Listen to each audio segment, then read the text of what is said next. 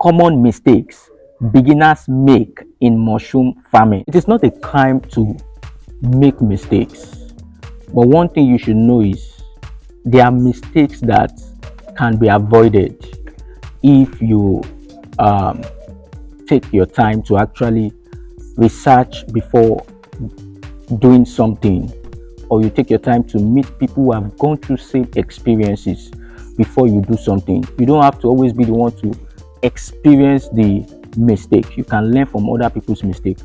And today I want to take you through on common mistakes beginners make in mushroom farming.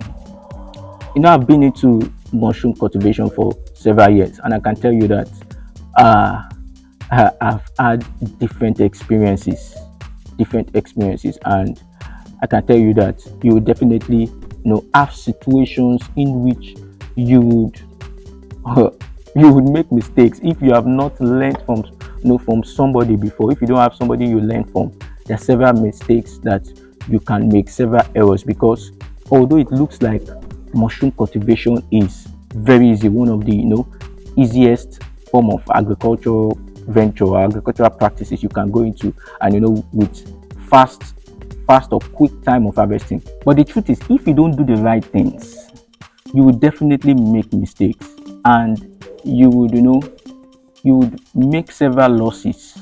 So it's good you learn from this video. So if you are new here, make sure you subscribe to this channel now.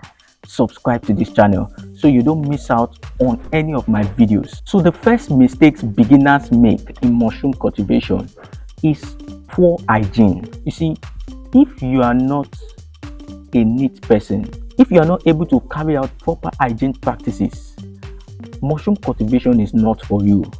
It's not for you. If you are the type that every small thing you sneeze on your hand without cleaning your hand, washing your hand, or you always pick your eyes, or you always just do several simple things that we do that are not hygienic, you would not have the right result you should have when it comes to mushroom cultivation, because mushroom cultivation is totally different from normal crop production. When you're on the normal field, normal farm where you plant on, if you like to spit on the soil, it adds nutrient to the soil, it adds value to the soil. But in mushroom cultivation, you dare not try that, because you will destroy everything you have done. Just to think of it, you prepare the substrate bag, you sterilize it, you did everything, and then when you are putting the spawn, you now sneeze in the room, and these bags are exposed, are open. You will just kill the whole effort, because that sneeze alone can wipe out all your bags. Once you plant them, you will not even notice the error immediately. It is after you have planted, maybe you've planted on 100 bags and you assume yes, you've worked enough. By the time you keep them in the incubation room, you just see that instead of the myceliums to cover and come out as white, you will just see colors, and you will just be wondering what's happening. You will think they are even still coming out, maybe the white will still come out. By the time they cover, you've wasted 4 weeks. You see that it is trash. The mushrooms won't even come out, or when they come out, you see them yellow, red, and it means they are contaminated. You can't consume those ones. You can't even sell them, because they are meant to be white if it's the white oyster mushrooms. So cleanliness is one very big mistakes people make. Your working environment must be clean before you start at all. Wash every materials you need to use. Clean your room, your working room. Clean your table, the table surface. Disinfect it properly using spirits or ethanol. Clean every surface you should be using. Clean the spoons and everything, your scooping knife, everything you'll be using, you properly clean them. Ensure that they are free from contamination. The next mistake is using bad or old spawn. You see, many farmers, because of trying to economize, instead of them to get new spawns when they want to carry out a new planting process in the new planting season, they remember they have one old spawn they used in the last planting season, and they want to still use that. You see, those spawns could have been contaminated unknown to you. and then if you use them, it can spoil your whole process. It's good you just discard the old sponge, use fresh sponge, new sponge. Don't use bad sponge. Don't use sponge that because you see one part is contaminated and the others are still white, you now cut out that contaminated part and use the rest. No, that is a bad sponge. Discard it completely. Don't use bad sponge at all. Then the next mistake beginners make in mushroom farming is wrong moisture level. This is a serious matter. Watch my video when I carried out this substrate bag preparation, how to mix the bags. You would see the right water quantity to be used. Many farmers make mistake when it comes to this area, the right moisture level, because if the bags are so soaked, I can tell you will not achieve your results. The mycelium will die because water will kill the old spawn to kill them. So you will just see that they would stop when they are ramifying or when they are undergoing colonization. They will just stop halfway. That's to tell you that water, the remaining part in which they did not colonize, is either water is too much or it is too dry, or the bag, that part is too dry. The kind of water in the bag should be such in which when you dip your hand in this mixture and you place it on the back of your hand, it won't drip. The water won't drip, but you will just see that there's a sign in which something wet has come on your hand, but you won't see the water. That is just the layman way to explain it to you. Now, the other mistakes beginners make is poor ventilation. Poor ventilation. You see, your room should be well ventilated. After you've planted and you've kept them for colonization, for incubation, it should be ventilated. That is, it should be cool. Yes.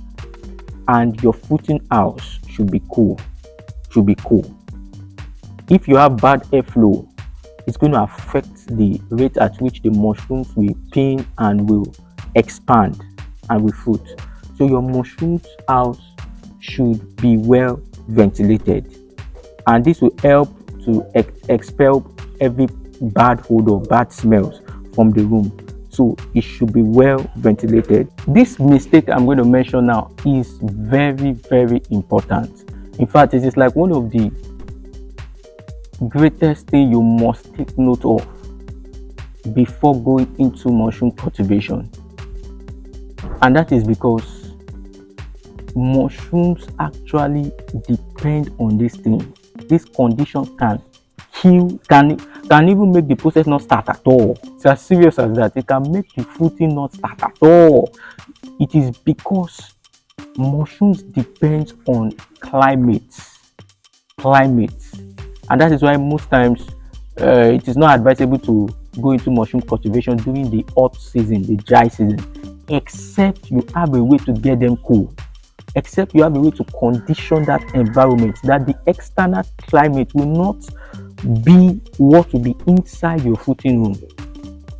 You know, if it's in a well standard environment where you have resources, you have good financial resources, capital, you would actually, get sophisticated machines that will serve as an air condition to cool the environment. So you are not depending now on the weather, the external weather, whether you are in dry season or rainy season. Anytime, once you have those gadgets, it's going to make the environment, the room cool.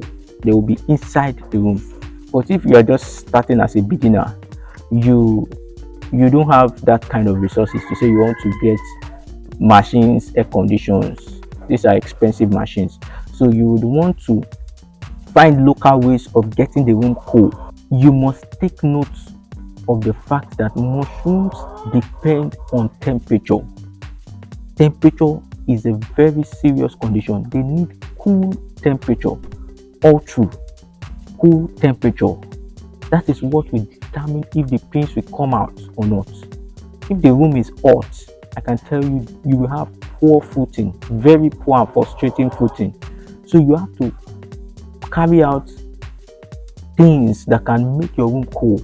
I explained in one of my videos, that you can pour charcoal on the floor, get the floor, fill the charcoal, and then always regularly sprinkle water on the charcoal. It's going to help to release the cool temperature upwards to the bag. Or you can make your room in such a way, the walls in such a way that you put materials that can hold water. This it could be clothing materials, it could be anything that can retain water. You attach them to the walls, and then you sprinkle water on those materials.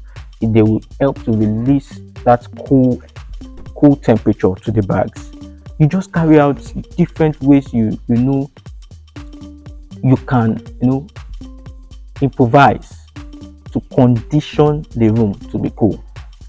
And now the other mistake the other mistakes beginners make in mushroom cultivation is harvesting too late or too early. Yes, you see, in mushroom cultivation, as I explained earlier on, fruiting stage is 3 to 5 days. Once you see the pin start coming out, then after which maybe 2-3 days, boom, they will expand. Once they expand, you don't harvest immediately. You wait till they expand to their full potential. It will be so big, especially if they are just coming out for the first time. So 3 to 5 days, keep an eye on them.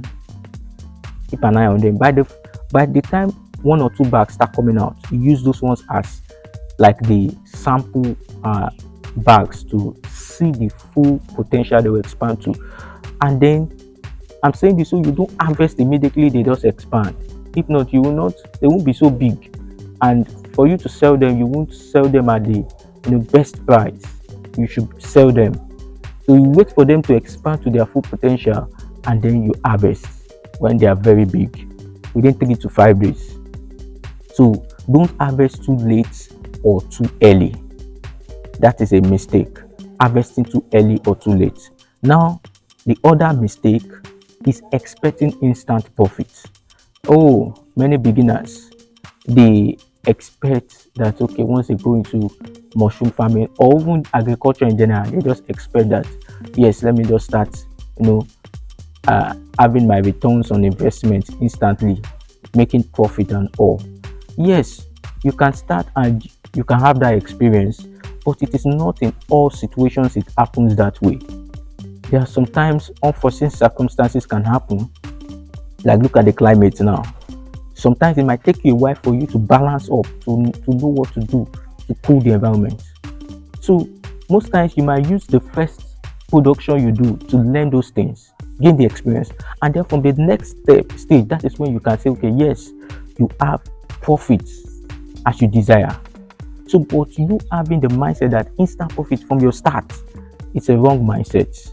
So don't make that mistake of expecting instant profit. Learning takes time. You need to learn first, have the experience.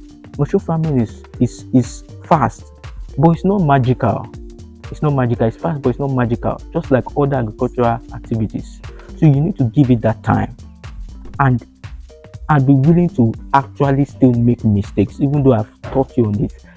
Don't now feel that you can't make mistakes because I've explained all of this. There are some things you will experience that somebody else may not have experienced it, or I may not even remember to talk of in this video. But have the mindset that whatever condition or situation you face, you would learn from it so as to make you better in your next production. I'm sure you learned from this video. Make sure you like this video, share it to as many people that are interested in mushroom farming in agriculture, and subscribe to this channel if you've not done so. I wish you all the best in your mushroom cultivation journey. You can always reach me using the number on the screen. Till next time, thank you for watching. Bye.